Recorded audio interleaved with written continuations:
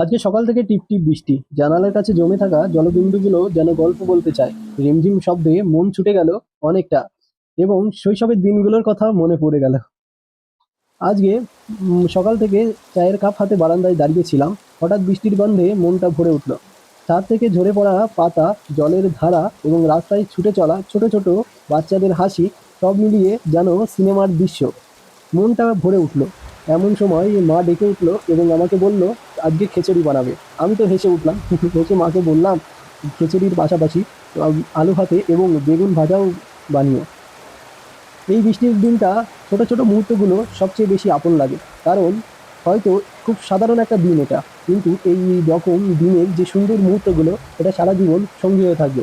কারণ এই মুহূর্তগুলো অনেক স্পেশাল। জীবনে ছোট ছোট মুহূর্তগুলোই অনেক সুন্দর, কারণ এগুলো আমাদের জীবনটাকে আরো বেশি সুন্দর করে তোলে। তো বন্ধুরা, সবাই ভালো থাকবেন, সুস্থ থাকবেন।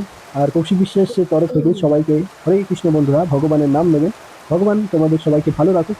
সবাইকে আমার তরফ থেকে অনেক অনেক ভালোবাসা। ভালো থাকবেন সবাই। হরে কৃষ্ণ।